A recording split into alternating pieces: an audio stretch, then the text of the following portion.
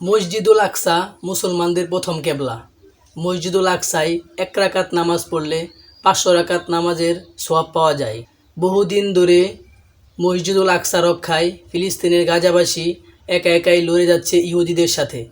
তাদের পার্শ্ববর্তী অনেক মুসলিম কান্ট্রি থাকা সত্ত্বেও অনেক দেশই তাদের সাহায্য করার জন্য এগিয়ে আসছে না। বড় বড় মুসলিম কান্ট্রিগুলো থেকে ফিলিস্তিনবাসী কোনো ধরনের সাহায্য সহযোগিতা পাচ্ছে না। এর মধ্যে ফিলিস্তিনবাসী বর্তমানে ধ্বংসের প্রায় শেষ প্রান্তে। ফিলিস্তিনের গাজা কখনো শেষ হবে না। পৃথিবীর বড় বড় মুসলিম কান্ট্রি থেকে কোনো ধরনের প্রতিবাদ না আসলেও প্রতিবাদের নজির দেখিয়েছে আমাদের বাংলাদেশ।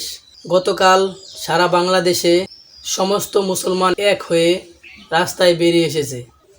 এখন আমাদের প্রতিবাদের আরেকটা স্টেপ যেটা হলো আমাদের ইসরায়েলি সমস্ত পণ্য বয়কট করা। আমাদের চলতে ফিরতে বর্তমানে বেশিরভাগ ব্যবহারযোগ্য পণ্য হচ্ছে ইসরায়েলি। আপনার সাবান, শ্যাম্পু, পাউডার যাবতীয় যা আছে বেশিরভাগ পণ্য আমাদের ব্যবহার করি ইসরায়েলি পণ্য। পানীয় যেগুলো পান করি ইসরায়েলি পণ্য। এইগুলো বয়কটের মাধ্যমে আমাদের প্রতিবাদ করতে হবে। কিন্তু বয়কটটা আমরা কীভাবে করব? আমরা কি বড় বড় শোরুম যেগুলো আছে ওইগুলো গিয়ে ভাঙচুর করব, লুটপাট করব? না, শোরুম লুটপাট করে ভাঙচুর করে প্রতিবাদ করা যাবে না।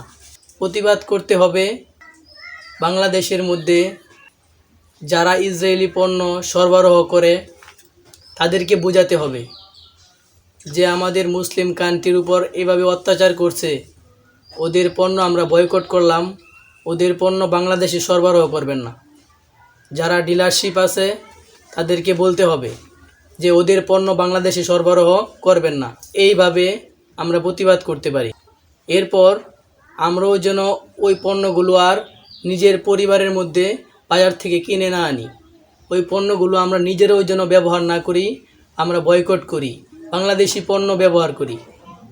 এভাবে বয়কটের মাধ্যমে আমরা ফিলিস্তিনকে সাহায্য করি এবং ইসরায়েলকে বয়কট করি। আর যারা বলতেছিল যে কয়েক ঘন্টার মধ্যে গাজা শেষ হয়ে যাবে, তাদেরকে বলতে চাই গাজা কখনোই শেষ হবে না। ফিলিস্তিনের গাজা কখনোই শেষ হবে না, কিয়ামত পর্যন্ত থাকবে।